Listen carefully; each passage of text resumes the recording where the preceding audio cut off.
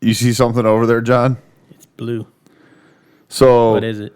Our little surprise for our people is that we are going to try being on YouTube for this episode.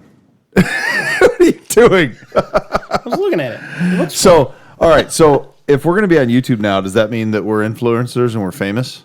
Not yet. No? Well, we're recording, yeah. Oh, well. I mean, what's it take? Like 2 or 3 episodes and then boom, we're good? I'd be cool with that. I'd be acceptable for that. Sure.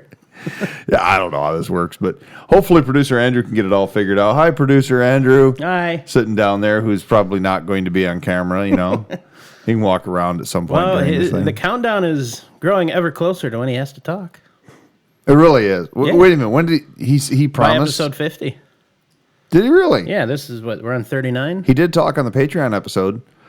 From over there. That doesn't count. Although I think that I've got a little conspiracy theory going on. I think that he tried to edit himself out a little bit or to tone it down. I could see it. Because I noticed that the volume gets quieter on the Patreon episode after he talks. Yeah, and I had to turn it back up on my phone. So I was like, yeah, he did something there. Yeah, it's possible. He's over there going, no, he's denying it. What's the phrase? Plausible deniability. Yeah. Yep, I did not. So, hey, man, so how's your week been? Busy. We got hopefully all the parts I need to fix Pegasus. Okay. So I'll be working on that in the next week or so here.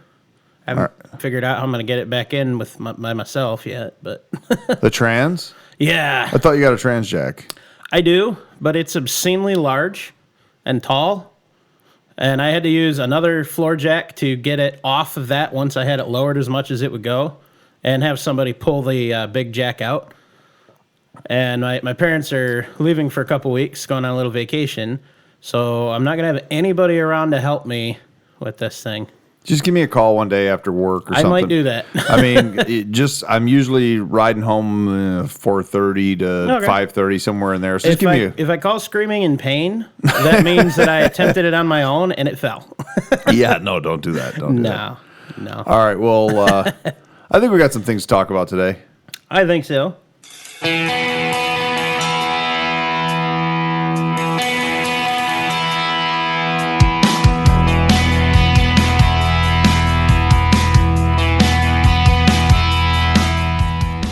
It's time to hit the trail, lock in those hubs, and throw it into low range.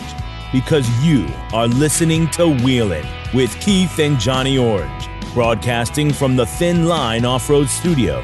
They're here to talk about 4x4s, trucks, and everything to do with enjoying the great outdoors. Buckle up. Here's your hosts, Keith and Johnny Orange. Now we're back. Now we're back. All right. That's good. All right. So I'm really glad you texted me, texted the group, the whole podcasting group earlier today, because I didn't know what to do for episode 39, and I forgot that we'd even talked about doing this episode.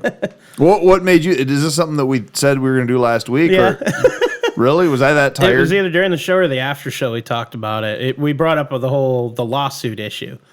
And we talked about it briefly, and then says, let's do that for the next one. Says, okay. That was the end of it. So. You know, I was so tired last week, and last week's episode was only like 39 minutes or something like that. Yeah, we did a shorter one. I was exhausted. I listened to the episode. It sounds okay, the New Year's resolutions episode, but I could tell just listening to the whole thing that I was tired. You seemed kind of tired too. We were just kind of both out of it that day. I don't remember why, but... What was that New Year's lug thing or whatever you were talking about? But I still don't know the name of that. Yeah, no, I never figured it out. Never even tried to. All of last week was a little screwy for me with that. I couldn't tell you why. Just every day, and even up until yesterday, I've been running a day behind every day. Yeah, I could see that. I totally forgot about trivia last night. I've been to one of the. Oh, it's back. It was gone. Yeah, for New Year's and Christmas, those couple weeks, they don't do it for about 3 weeks around this time every year. Okay, it's back now. Apparently, a new format. New format. Yeah, 5 rounds, 10 questions, 1 winner. Ooh. And as I understand it, they are, at least as of last night, not multiple choice. So okay, we'll see how it goes. I'll give it a week or two, try it out. But yeah, I don't like that. We'll see how it goes, but I don't care about the rounds or the 1 winner thing. That never bothered me. The lack of multiple choice is what bugs me. What Mr. Johnny Orange over here is talking about, folks, is we occasionally, or for a while, we were going up on Wednesday nights to a little tavern bar by his house that had a trivia contest. We usually lost, but We won a lot.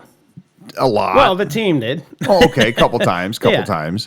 We're just waiting for that automotive one or that 4x4 one. They had one. There were a bunch of diesel questions, and I actually I smoked everyone on that round. I can see that. Yeah. I can see that. That was cool. Hey, before we get into our topic, do you want to do a little bit of the museum news thing? Yeah, sure. Speaking of trivia and interesting stuff.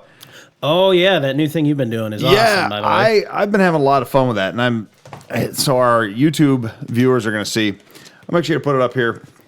We have these really cool calendars. Now show the cover. Isn't that the cover? No, Oh, that's not the cover? that's the car for January. Oh, okay.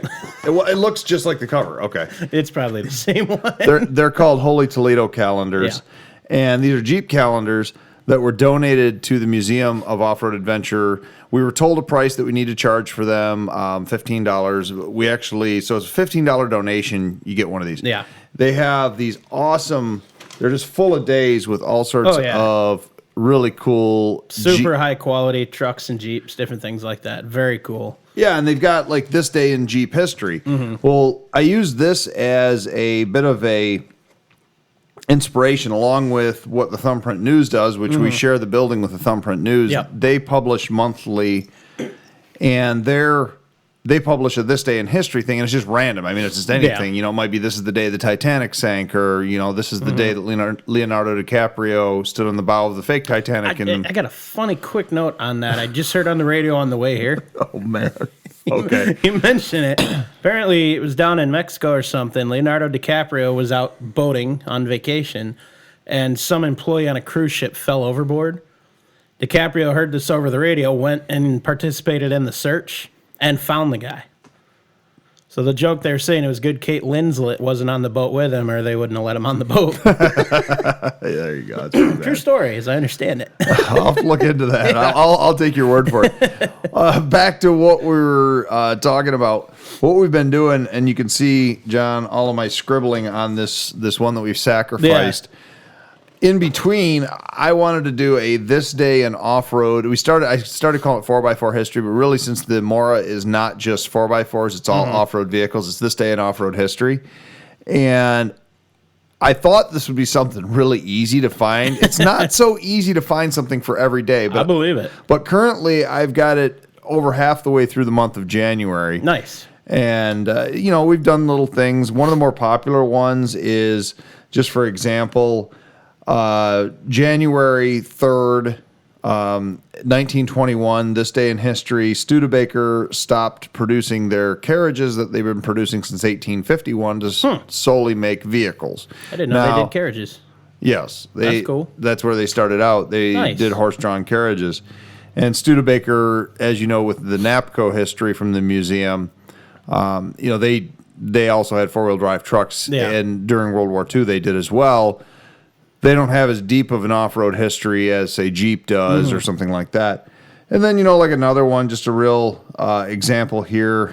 Let me see what's a good one. Oh, January 7th is what I'm now calling Chevy Truck Day. And I don't know why Chevy doesn't call this Chevy Truck Day. Yeah. Because January 7th, 1918 was the first Chevy truck rolled off the line. And then January 7th, 1924, the first General Motors produced vehicle overseas was a Chevy truck once again, rolling off the line in Copenhagen. Start that hashtag for it. You're like, hashtag, well, we could just do that. Hashtag. Yeah. I don't know how those work, but I understand it. Yeah. Nice. So you're thinking like maybe hashtag Chevy Truck Day. January 7th is Chevy Truck Day. Or that too. Or something shorter. We'll come up with something. We'll put it on 4x4 Talk. That works. I like it. And you're posting all these on the museum page, right? Yes. Okay, very cool. Museum of Off-Road Adventure Facebook page. Go on there, folks. You can scroll through. 10 o'clock every morning, we post a new one. And, obviously we do these a couple days in advance, so we know that they actually post at 10 o'clock every morning. It's pretty cool. There's been a lot of interaction with it. We're having some fun with it, too. Yeah, and if you want to get one of the calendars, go to the website and you can, it's set up through the donation there, isn't it? Under the donate button. Not yet. We're working on it. If they send a $15 donation through themora.org, through PayPal, or on the website, just send a note in the donation. That works. With their address. Please send me a calendar. Simple enough. Yeah. Or come on down, check it out, and pick one up in person. Yeah, there you go. All right. So, anything else? Oh, museum news. Continuing on the Mora. The museum, we are changing the hours for wintertime, or at least for a little bit here, to try something new. Okay. We were open 10 to 3 every Sunday. We're now changing it to being open 4 to 8 Sunday evenings. That works. And because we have had a number of people during the Christmas walk and other events that have said, hey, can you guys be, do you have any evening hours? So we're going to try this. We might also pick up, depending on my work schedule and some of the other volunteer work schedules, we might pick up something on, like a Wednesday or a Tuesday or something like that as well. So we'll see. Did we even mention what the topic's going to be today? Not yet. I couldn't remember in the beginning. We were getting to it. I mean, we talked about like you texting me, but I didn't know if we actually mentioned it. No. I mentioned something about a lawsuit to give anybody hints, but I don't think they're going to figure that out on just that. There's so many of that.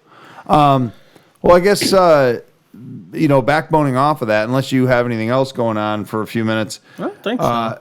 This is kind of where your story begins right here. Little bit, yeah. So, John, why don't you lead us off? What are we going to talk about today? Mahindra. I think I'm saying that right. It is. I believe you are. Yeah, Mahindra, the tractor company, truck company. They do all kinds of stuff. They've got their hands in SUVs, cars, pickups, commercial trucks, aircraft, motorcycles, Formula E race cars, which I've never heard of Formula E.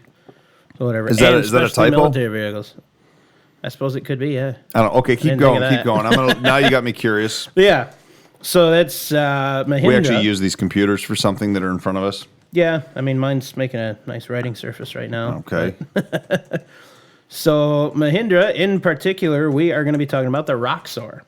So that is the little Jeep CJ3 clone.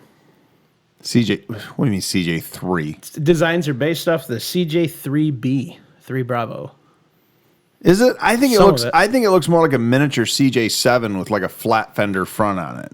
So some of that came about from a design change, in part to that whole trademark dispute lawsuit thing, and just based on a few other changes that they made throughout its development within that company. That a similar model, which I'm trying to remember the name of it here. I can't find it quick enough. There's actually another one that's based off of in India. So the name of it, so they actually sell it as a vehicle in India. Yes. Yeah. That's an actual vehicle overseas, capable of speeds up to 70 miles an hour. They derate them for the U.S. Yep. Here it is rated to electronically limited in the 2019 model year to 55 miles an hour. Ugh. And 45 in the 2018 version. Ugh. I think you have that backwards. I think it was 55 in 2018, and then for 2019 they made it slower again. It's possible, but I came across that a few times stating that. All right. So those sources could be wrong. I don't know. What I didn't realize, this thing's a diesel. Yes. It's a little mini turbo diesel, 2.5 liter, 150 cubic inch diesel engine. And I'm sure you're happy to know that most of them have 5-speed manuals all over. I've read they now offer an automatic. Yeah, there's an automatic option, but it does cost extra to get that, as it should. And the manual is just a nice standard option with it. Yeah. It's awesome. So you rattle off the specs, which is good. We don't need to go too deep into the specs. I do know that the front axle is a Dana 44, or both They're axles. Basically Dana 44 clones.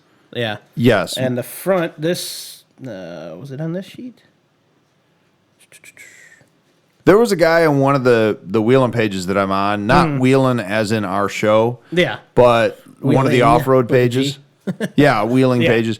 And he had taken and bought, and apparently you can buy this whole axle assembly for about $1,000. The front axle assembly, a brand new Dana 44 from Mahindra. And he did it for his Flatty project, and apparently it was like a direct bolt-in. Wonder what the wheel pattern is. It's the 5-on-5.5, the same as the old school ones, as far as I know. Really? Somebody can correct me if I'm wrong, but I thought that's what I read, that it's the 5-on-5.5. I got to find out on that. That might be a good swap for the Commando build. It could be. You got me thinking now. I know you can get them with 16-inch aluminum or steel wheels. Okay. And a bunch of different tire sizes, but that's as far as I got with it. Yes, it's 5 on 5.5. I just looked it up for you. It's the Awesome. standard old 5 on 5.5. I thought so. I approve of this. No, what I meant, I believe it was the front was a full floating and the rear was a semi-full float, or semi-floating, over the proper way to phrase that. Well, it's got like a lock. It's an old-fashioned style. Yeah. It's got a lockout Yeah. hub It's on got the it. optional aux lockers in the rear, the optional worn locking hubs in the front. Any front optional lockers, or is that all? You just have to buy a locker I don't for recall. it? Okay. I do not recall offhand. Okay, so personally, I think these are awesome. I mean, is there anything else you want to talk about the tech specs on it, or you? I you could good? go all day, so let's probably. Well, I'll add this. It's only got a 12-gallon fuel tank. The thing is 35 miles to the gallon. Yeah, that's pretty That's impressive. insane. So, okay, so my take on these things, I've seen them. I've never been in one. I've never driven one. Me But neither. They look like a whole bunch of different generations of Jeeps just smashed together. Yeah, that's kind of what I gathered. And, I do want to talk about the lawsuit end of things. But personally, I think they're awesome little vehicles. I've known a few people that have, through, say, friends of friends or whatever, that have purchased them, and they really, really like them. Yeah, I've seen a lot of them for sale. Every time I come here, pretty much leave home, there's a dealer that has them out front. I think they're still out front. Well, they were for a while. I know the dealer Yeah. you're talking about, and when I haven't noticed them in a while, but I haven't looked for they them. took them off the lot for a while, and then they were back. So I remember that, yeah. Yeah. And I remember the grill change too, because that was kind of what was at the heart of the whole lawsuit issue, was the slat count in the grill. Was it the slat count, or just the fact that they had So it a was vertical a slat number grill? of things. What they call trade dress, and trade dress is a term for distinct characteristics of a product's visual appearance. So in the case of that, and I know I made a point to write it down, and I don't remember where now. I'm glad you're slowing down there for a second, though, because for some reason I feel like we're talking really fast today. And I get that too. I don't know why. Really? Yeah. Well, let's just calm, dude, for a minute. Let's calm. We can do this. We're in the middle of the show. The gist of it was what it boiled down to was the whole thing. The whole general look, how the slope of the shape of the fenders, the grill, just kind of how everything bolted together on it is kind of what they were claiming infringed on some of the copyrights. And even some of the mechanical bits, like the recirculating ball steering gear and 2-speed transfer case, are identical to the parts used in the 40s. Yeah, it's got the Spicer 18 transfer case in it. Yeah. Which is nice, because if people are looking for parts today, New manufacturer. it's still being I would produced. assume a lot of those parts would interchange, but they may not. I mean, it's, 80-year difference? Well, Mahindra, I think it's Mahindra, is also reproducing the Willys wagon. Mm-hmm. The legality of it, whether or not it is under dealer license or under Fiat or whoever owns the rights to the Willys Yeah. wagon design anymore, from what I've heard, they're still producing it in India. Mm-hmm. And I've heard of guys actually, purchasing body panels to repair rusted ones here, and they say, for the most part, it's direct bolt-on. I believe it. So they were licensed in 1947 to actually build the Willys Jeeps. And Willys would send them kits, they'd assemble them, essentially. Now, I've heard that before, though. Were they sending them for their own use, or were they sending them to be assembled to be sold? Like, I don't really understand, why Willys would send Mahindra essentially parts to assemble and then sell it as a Mahindra. I have no idea. I got nothing on that. I have to wonder, was it for their military or civilian use? Or you don't know? I don't know on Your that. research I didn't come didn't- across anything about that. Okay. So just that's what they were doing. I think we need to get some Indian 4x4 guy who knows the history of Mahindra to chime in on this. That'd be awesome, and I got a great joke, but no, not appropriate. So you said 47? Yep. Then in 1947, the late 40s, and they were licensed to produce several iterations of the CJ design since then, with the last agreement being in 2009. So here's what I'm confused about, and maybe you can answer this for me. Hopefully. If they were licensed in 47, that would have been under Willys Overland. Correct. That design, Willys Overland no longer exists. No. Willys Overland was absorbed into Kaiser, which was Kaiser, Willys, or Jeep, well, the Kaiser Jeep, they called it. Yep. Was then absorbed into AMC, which was absorbed into Chrysler, which was absorbed into first Daimler, then Cerebus, now Fiat. Yeah. Are you telling me that this, agreement from 1947 still stands, or they were renewing? Because you said 2009. That's the Daimler Chrysler years. That was when there were some updates because of the original importation of them in the lawsuit. I want to explore this lawsuit stuff a little bit more, but let's take a quick break and then Sounds good. Word from our sponsors, which, by the way, our sponsors up here, we don't have a Thin Line Off-Road ad, folks, but we do have our Quick Draw ads a lot of times. It's Mr. Chad McKinney. We talk about him a lot. He is a personal friend of ours, but he's real. He does exist. I promise. He really I've met the exists. man. And QuickDrawBrand.com. In fact, I'm pretty sure if you buy an adapter from him, you can get a T-shirt, or if you just call him up, he'd probably give you one. So, really, Chad, I start need printing new some shirts. T-shirts. But I need some new shirts. let's take a quick break, bud. See you in a bit. Hey, it sounds like it's time to swap out that old engine for something better, John. Yeah, man, but I have so much into my trans and transfer case set up already. I don't want to change those too.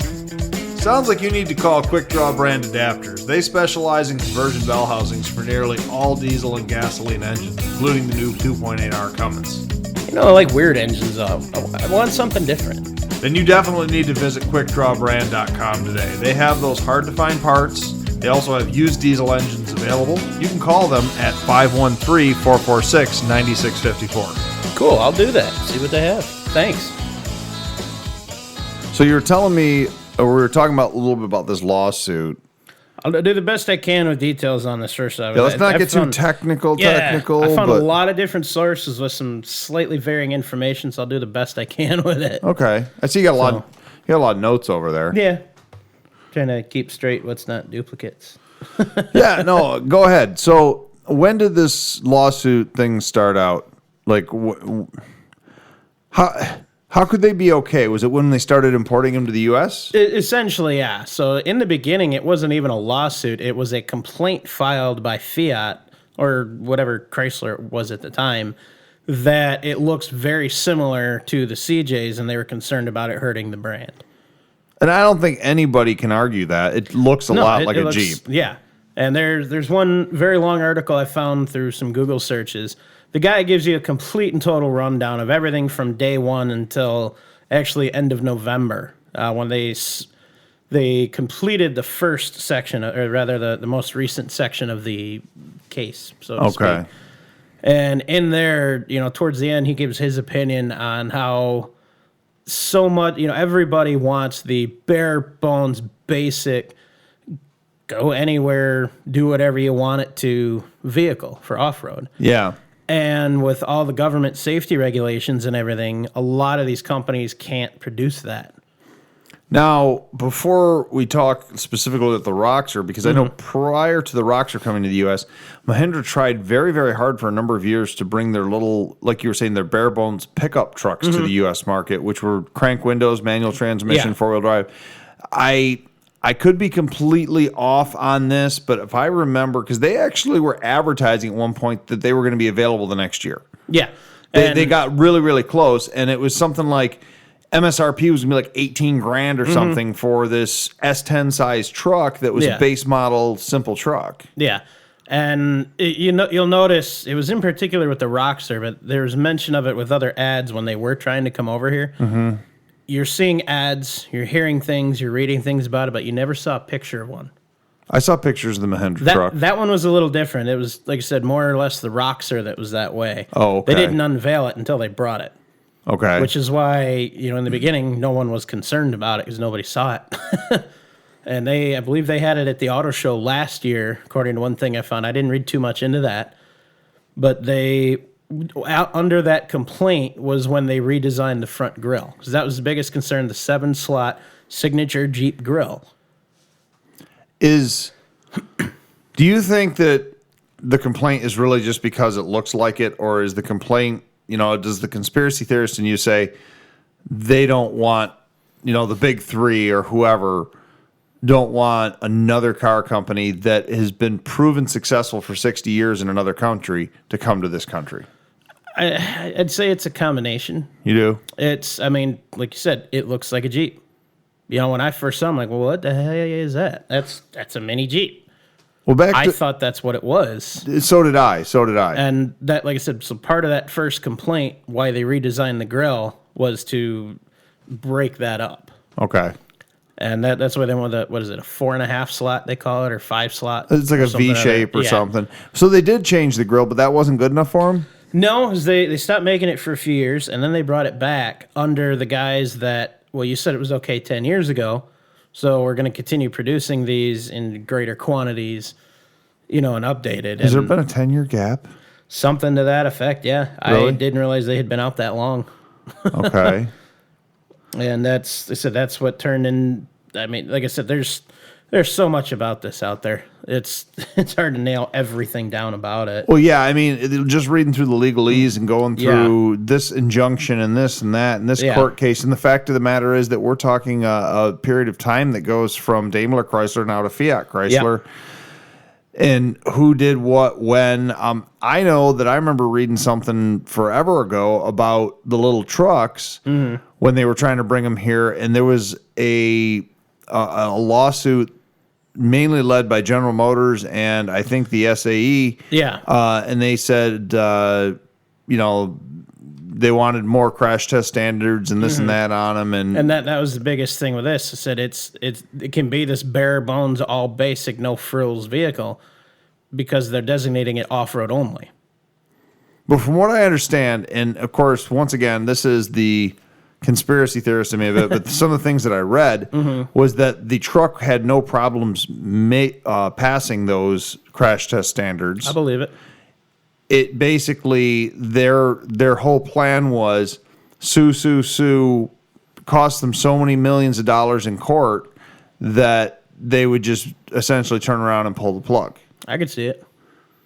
Basically harass them out of the country. Yeah, I could easily see that. And so that's where I kind of wonder, although I do look at the Roxor and I go, that's a mini Jeep, like you said. It looks like a CJ7. You can't deny it. It looks like a Jeep. With CJ5 front fenders and, it's the size of a flat fender. I kind of like it a lot. So I was indifferent to it in the beginning. Until I learned more about it, I didn't really care much for it. Okay. Until I learned a little bit more. Like you said, the diesel, manual trans, some solid axles. That's impressive. Yeah. That's very impressive. It's simple. It's like less than 20 grand to buy this thing. And there are ways it can be modified to reach those, unregulated speeds. I've heard of that, but from what I've understood, legally, there's no way to modify it to be street legal. No, I don't know enough about that. But. Yet it's licensed as a side-by-side. And in some states, side-by-sides have found ways to be street legalized. Yeah. So why can you not then street legalize a Roxor? I don't see why you couldn't. I don't understand the application process to do that enough to answer that. I know quite a bit about it, but I think that's actually meant for another episode. Okay. Because there's a lot of ins and outs, different things. Yeah. I will say that I did see a build thread, and this is somebody that I have zero affiliation with. Travels in similar circles, but there was a build thread of somebody that bought a brand new Roxor, and he started modifying it. And one of the very first modifications he did was apparently bolt a CJ5 grill in it, which I didn't think they should just bolt in, but apparently it just bolted in. Yeah. Maybe he had to drill some holes, I don't know. And then he bolted a CJ5 dash with a CJ5 VIN plate on it.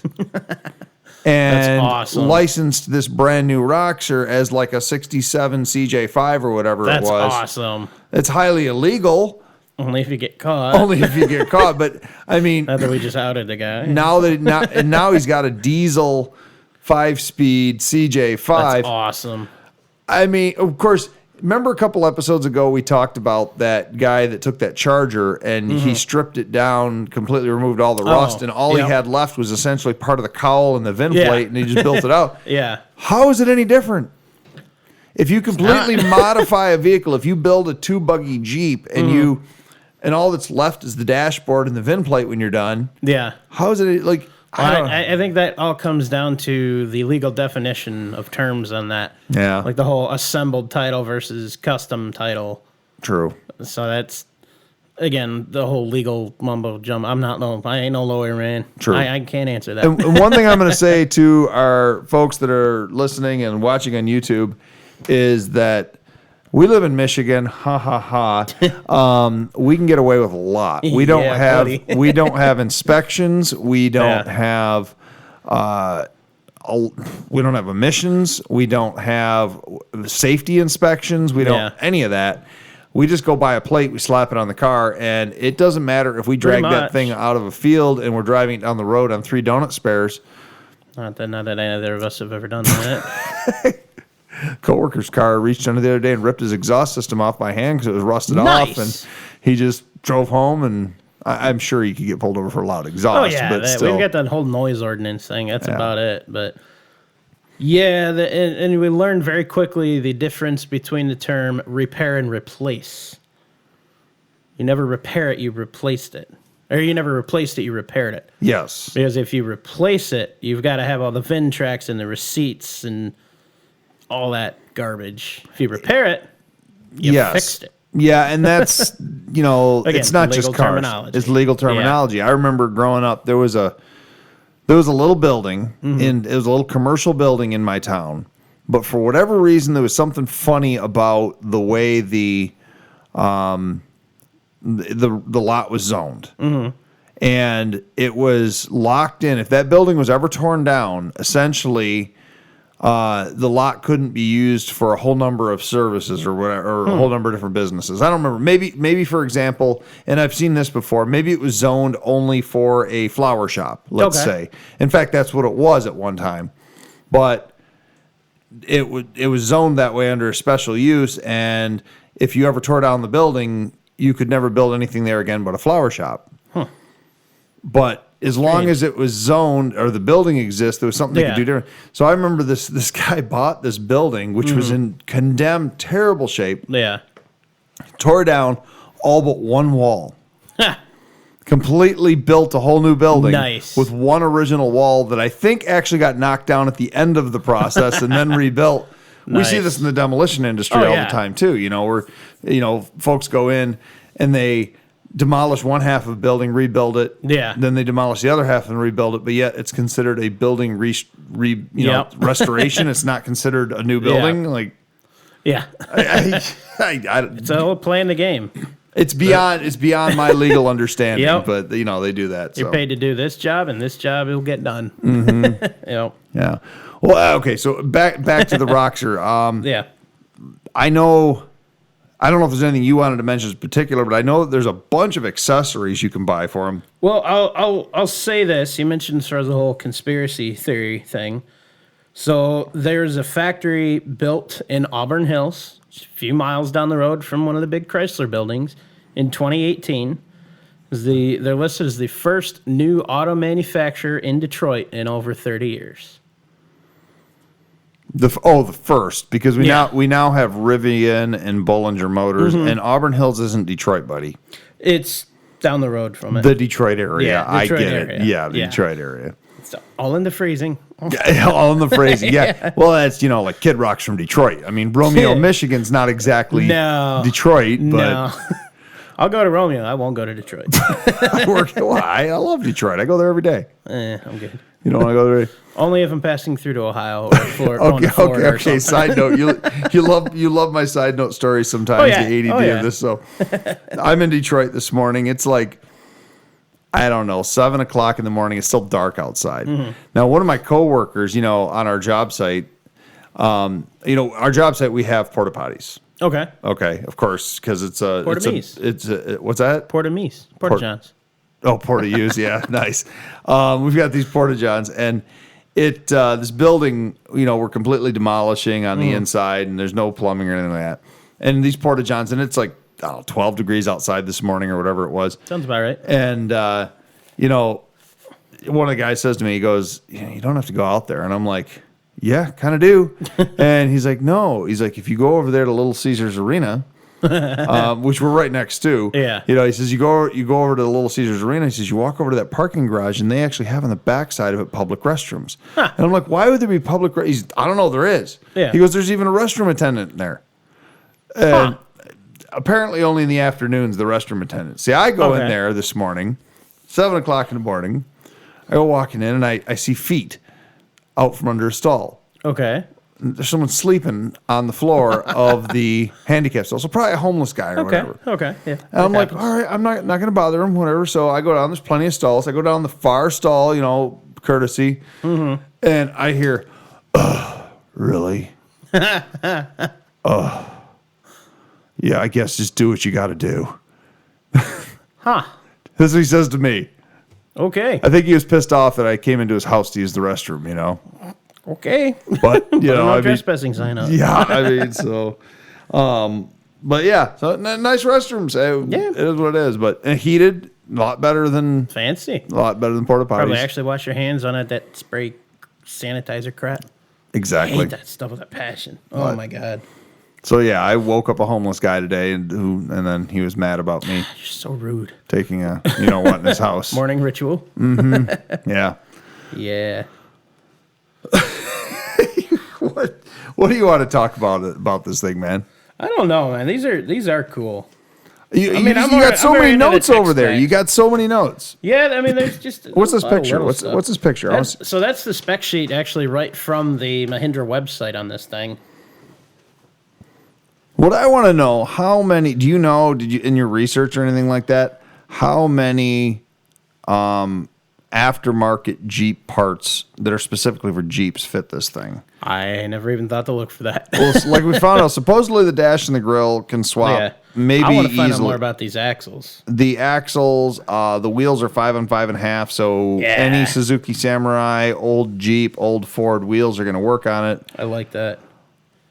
They're passenger drop, aren't they? It might be.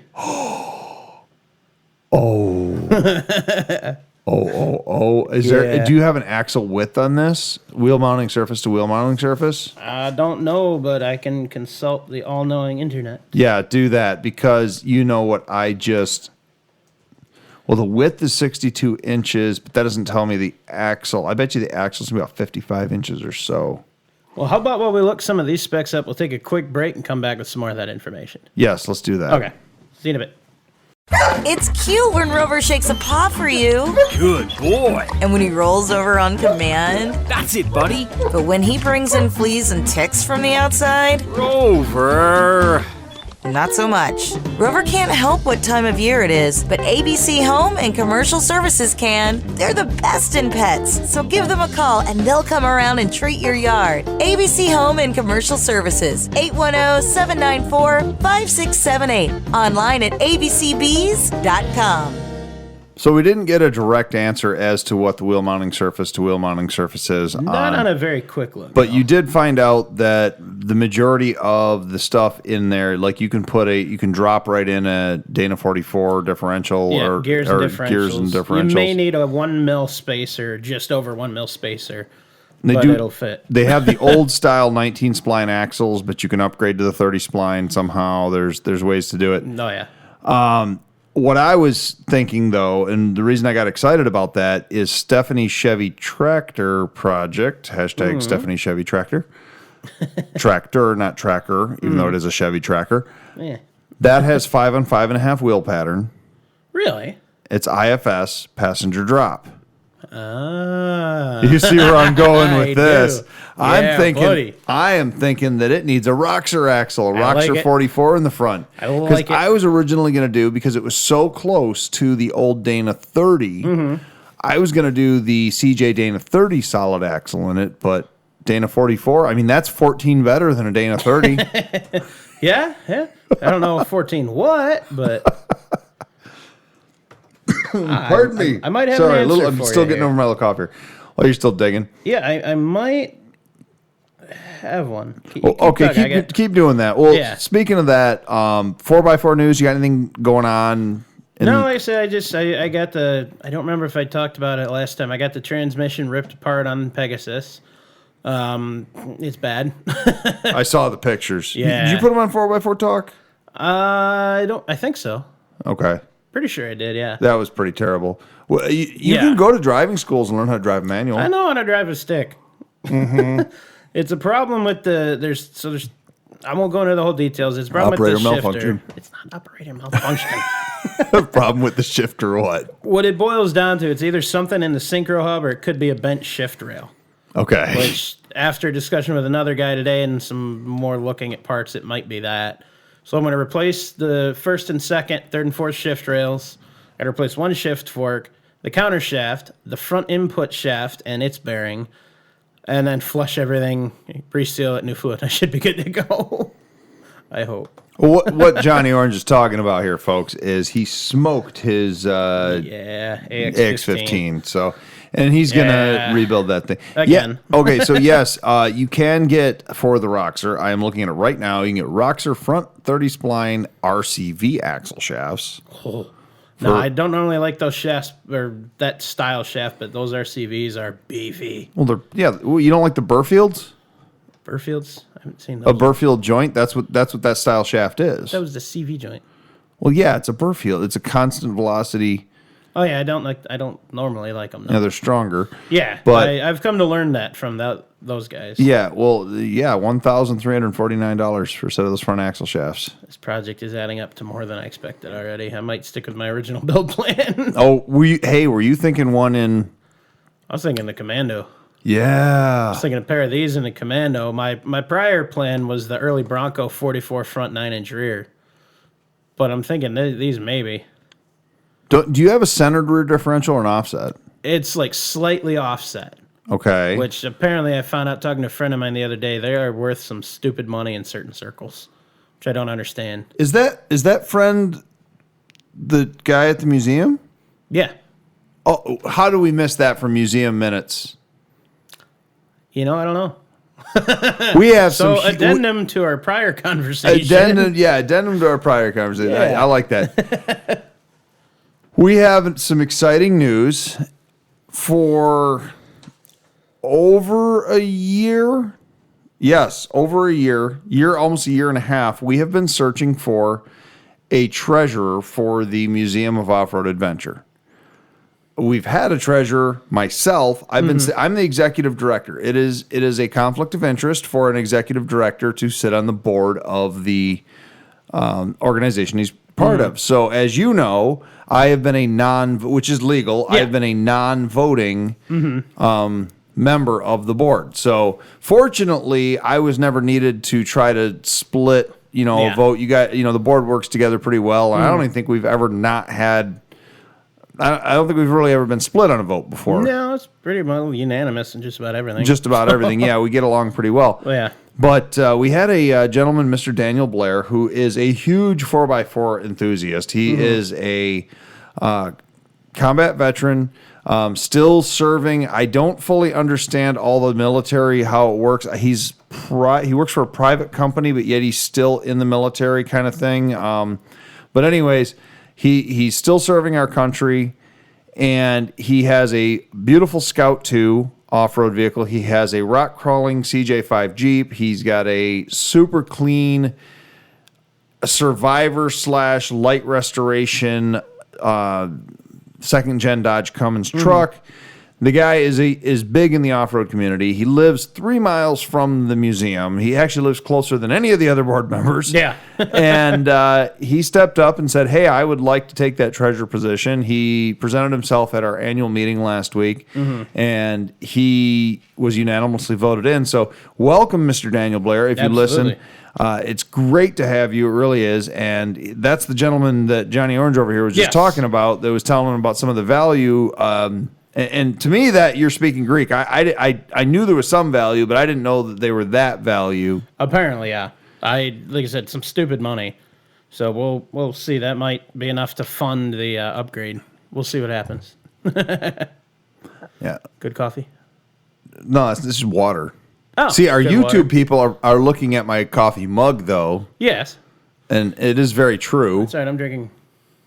I'm drinking water. From, You like what's on my coffee mug? Yeah, I'm you drinking gotta go. water You gotta from a watch beer this on glass. YouTube to see what it says on my coffee mug. Oh, that's another thing we didn't announce. We're gonna be starting YouTube. Didn't we say that at the beginning of this? All right, I forgot now. Oh yeah, we did. Well, I we're swear saying it's just water in this yeah, cup. we're saying it again.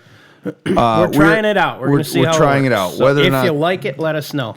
this is, by the way, for those of us those of you who are watching us on YouTube, this is our temporary Thin Line Off-Road studio. Mm-hmm. We do have plans for a permanent studio, getting some things together. This is where we record. It's got the best sound quality for right now. So this is our wonderful decor hanging in the back. yeah, They're clean shirts, I think. probably. Explain what that funky smell is if they're used though. I thought that was you. No, I took a shower before I came in. Sorry to disappoint. Well, yeah, no, that is good though. I like that. Getting ready. You take a shower for our viewers so they can't smell you or anything. Yeah, exactly. Good. I don't want to smell bad on camera.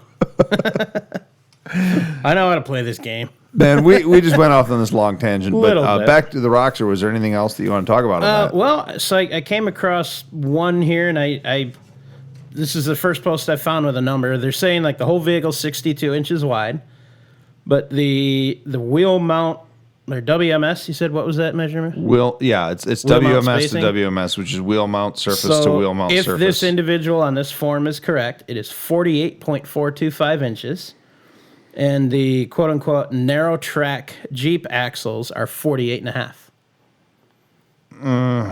I think that's wrong. I wouldn't be surprised. Because no, they're all in the 50s or 60s. That would be a really, really narrow. I wonder if he meant the leaf spring mounts. No, because those are like 28 inches.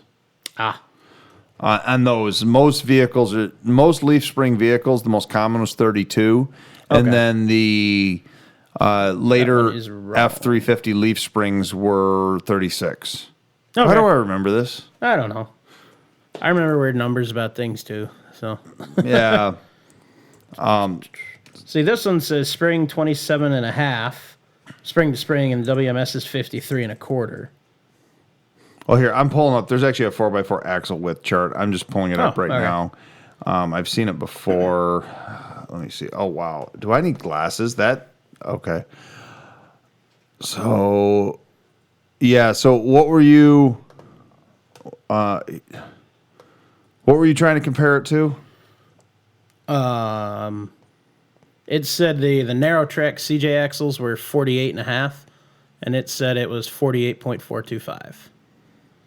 That particular form. See, here we are, like Ford Early Bronco 58.5. Mm-hmm. And that's one of the smallest ones on this chart. This is not a comprehensive chart that I'm looking at. Yeah. But I don't know. We'll figure it out. It's not that important that we talk about it right No, here it's going on to bother me though now. It's just yeah. I can dig it up later. Yeah, you'll have to do that. Yeah. But So anywho, what is the just off the top of my head, I think I actually have your sheet in front of me here. What's the MSRP on these Roxors anyways? I don't know. Are they I'm pretty sure it was less than 20 grand. Are they cheaper than your regular side-by-side, or are they more expensive? That's what I think cheaper. Roxor. it's not like I can afford or I'm going to purchase one right now, but $15,999. Wow. that seems... That's- you can buy a four-wheeler for that. That's as of August 13th, 2019. Huh. Interesting. Yeah, MSRP for the base model, $15,999. That's Yeah. right from the website. Well, base model, besides getting an automatic or something, what are the other options that you can get? Can you get this thing... Can you get this thing with air conditioning or anything like that? I don't know. Well, let's build one. Let's build one? Yeah, What start do from you're, scratch. you're on their site right now? Yes. Yeah, go ahead and do that. Okay. Let's see I how want good mine your in internet pink, is. two-wheel drive. Well, give me a minute. It's still loading. Does say on here, drive line is two-wheel drive or four-wheel drive, but I think that they're just saying that it's selectable. They don't offer a two-wheel drive only one, do they? I would hope not. That would be stupid. I don't think. What Yeah, was it here? Yeah, it's got a 2.46 low range on that. that's well. It's the spice. It's this It's the Dana Spicer 18, 18. yeah. The Dana 18. And what is that? The Super? No, I'm thinking the Super 20. You can beef up with 18 guts or something like that. Yeah, that's exactly right. Yeah. Sorry, I was taking a drink of water. Yeah, weird. Yeah, sorry. Yeah, I've been working in this dusty place lately, and I'm just so dry right now. Man, your internet's slow, dude. Yeah, well, everybody's stealing it right now, probably. Yeah. So we might not be able to do this on the air, but No, that's later. fine. That's fine. But I think they're cool. I like them. I admittedly do. Like I said, I didn't think much of them at first until I started to learn a little bit more through this. It's got a diesel. That intrigues me. A diesel and a manual. Mm-hmm. That's enough to get me intrigued enough to consider. You didn't know that prior to going into No, this? I had thought no you did. idea. Nope. I had no idea. I thought it was just like a little side-by-side Jeep clone made to, side-by-side made to look like a Jeep. I didn't realize it's a straight-up mini Jeep. Yeah. Well, something, a lot of people, you've heard of Mahindra tractors, right? Yeah, they're like, one of the best tractors. Yeah, around. they're very, very reliable. People like them. Yeah. I figured that the engine would be the same as the Mahindra tractor, just the whole interchangeability of parts or whatever. Yeah, they're not. They're not. It's different. Very clearly written out. They're different. Yeah, I saw that. So that Yeah. was something where I was like, oh, okay. So Yeah. this thing is made as a vehicle. And like you said, bare bones, bare basic. in India and other countries, it is sold and used as a Yeah. road vehicle. Oh, yeah. But Okay. here we don't. So the only powertrain options are manual or auto transmission, standard suspension, Wait. What other option for your transmission would there be? CVT. Oh, jeez. I can't believe you know what those are. You probably They're don't know junk. what they. Yeah, okay. Garbage. It's like a belt-driven Yeah, thing. constant velocity. Yeah, Dude, you can get mat tracks for this? well, I mean, it's 5 on 5.5. If you just get a 5 on 5.5 pair of mat tracks, you can just put them on there. You can order it from the factory, though. What? Well, how much does that option cost me? All right. So $15,999. Clicking mat tracks jumps to $33,244. Ooh, yeah. All right, Ouch. we're gonna leave that off. No, Just yeah. stick with steel wheels. There's 4 different tire options: aluminum or steel wheels. Lockers. You can get the Warn manual locking hubs. That's not a locker. That's a locking Hubs. Yeah. Yep. You can get a lunchbox front locker or ox locker. You can get an ox locker in the front. Or rear, or both. You can get lunchbox or ox lockers for both. So adding both ox lockers and the Warn hubs bumps price to $20,575. I want to just round that up to the whole dollar. Oh, you got rid of the mat tracks? Yeah, I took that off. Do we want a windshield? Polycarbonate with wipers? Or No, we don't even need a windshield. all right, no windshield. It is. Wait a minute. Are you telling me you can order these without a windshield? Yes, no windshield is the factory default. You get a polycarbonate windshield or polycarbonate plus wipers. You could have. What? Okay, man. No, you can order a vehicle without a windshield from the Yes. factory. It's off-road, remember? Oh yeah, it is off road only. Darn. Gotta see, because it's giving me options for the 2-wheel or 4-wheel, or 2-passenger or 4-passenger. So there's like the Yeah, it's probably going to enclosures. be like the Suzuki Samurai, where your 4-passenger option was you got a little plywood bench Yeah. seat, basically that goes. Do we want to do it with a full hard cab? They have. Oh, that's goofy. They have full hardtops for it. It's a whole cab. It's the windshield assembly, doors, and a top. Really? That's goofy. Okay, so you don't have to spin your whole computer around here and potentially cause a technical failure. I am going to try to Google this. Mahindra, what are these called? Mahindra hardtop? It calls full hard cab is what it calls it. Hardtop. All right. Oh, that is weird looking. Yeah. I don't like that. Yeah. No, I think I'd go with the soft Let's top see what on the that. front options are. Standard bumper, up level short. Somebody's shaking their fake rings. Rolex over there at us. All right, well, I'm going to trig it out, and I'll get a final number. So I'm adding the up-level bumper, Okay. front D-rings, Warn winch, stinger bar. I'm not going to put a plow on it. Interior, I'm going to leave for the most part basic. I'm going to add the rear seat. No rear seat. I don't want that. Oh, do you want the tilt seat hinge or just the regular no tilt hinge. I don't know. Ooh, upgraded manual console. Dude. You are just having way too much fun Yeah. on this, John. You're going to like this. What? Vintage heater, AC with defrost. Nice. Or automatic or manual. Yep, Very adding nice. that option. So you can get air conditioning on Yep. the thing. I mean, not that it's that important to me, but I was just kind of curious. Yeah. No light bar. I think I've said on the podcast before that pretty much the only two options if I ever ordered a brand new vehicle that I really would like are air conditioning and power windows. I love my AC, man. I miss it so much. The rest of it to me is just luxury. I mean, I am fine totally with a manual transmission. I am fine with cloth interior, rubber floors, all that stuff. Oh yeah. Again, that's what I love. The basics of this. I love it. Oh yeah, 2-inch receiver. It's what you've got the spec sheet in front of you. It's got a pretty low towing option. But Well, I mean, I hope you're not towing on. Well, I mean, Not off road, I guess you could. you got to be able to bring a little generator, maybe a little pop up tent or I something. guess. So this is optioned out a little with the ruggedized bumpers and stuff. I did add the side steps, the stinger bar, the winch, aux lockers, front and rear, manual Warren hubs, manual trans. 26,151. Yeah, it gets up there. It does, but that is impressive. Yeah. Now, I mean, if you're doing off-road only, it'd be great. You know, if you're driving around up north or something on hunting property, this would definitely be the way to go. But obviously, unfortunately, not a daily driver yet. Well, I guess to kind of end it out, the biggest thing with the Roxor, or the problem with the Roxor versus, or even not say versus, but these guys go to these side-by-sides, and there's this whole fad. And the fad of the side-by-sides, I've noticed, is starting to die down a little bit. I've seen that too. It was huge for a number of years there. Yeah. Not being able to be street legal on it. Yeah. You go spend like you just said, $25,000 Yep. to option this thing out for a really nice machine, which, I mean, it's probably It's worth, cool. is very cool. But the reality of it is you can still go buy a used Suzuki Samurai or a Geo Tracker that's Or the even same. an old Wrangler. Well, I was saying something the Yeah. same size. Oh, okay. Yeah. Put some lockers in it and a couple little modifications. Under $5,000, you're on the trail. Oh, yeah. And you're street legal. Oh, yeah. Yeah. Old Wrangler, the same thing. So Yeah.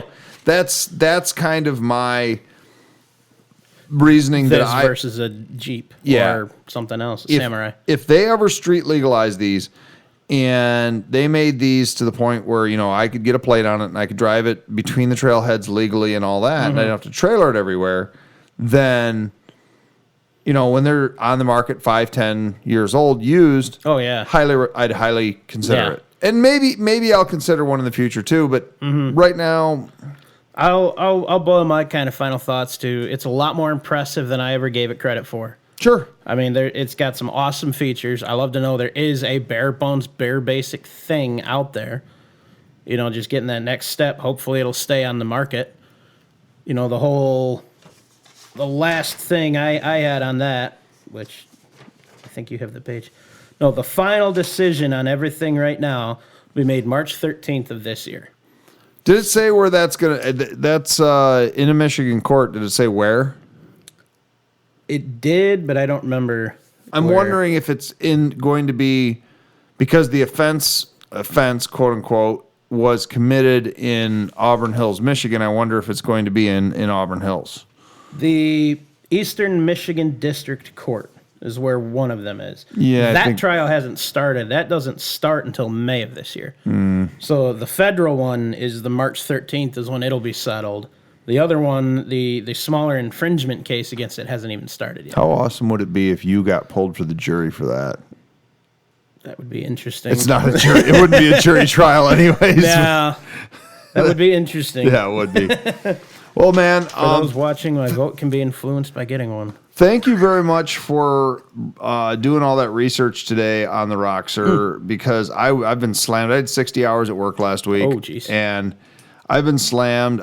We just did not have. I do have some great topic ideas for the next couple of episodes. Sounds good. So, but for episode 39, I think the Roxor was a cool thing to talk I like about. I like them. So, Thanks, Mr. Orange, for No problem. doing that. Thank you, Mr. And Keith. by the way, I have to mention, I love the new shirt. Oh, yeah. Thanks, courtesy of Mr. Ed Henry. And I don't know if I'll be able to spin around here enough. Ed, who came on the show Yeah. back, I don't remember the episode number, but You after, can see that. yeah. Andrew? Yep. Oh, that is pretty cool. There you go. So you'll need to watch us on YouTube to see it, but Johnny Orange is wearing a custom Johnny Orange shirt with the Wheelin' logo on the back. And Ed Henry, who was on the podcast back in September or early October, Yep. he just hooked gifted it to you? Yeah. Christmas present, so thank you very much. Appreciate it, buddy. Very cool. Thank yeah. you, Ed. That was really cool. Thank you. That was really cool. So anything else, buddy? No, I think with that, we're good. Well, thanks for listening, and have a good one, everybody.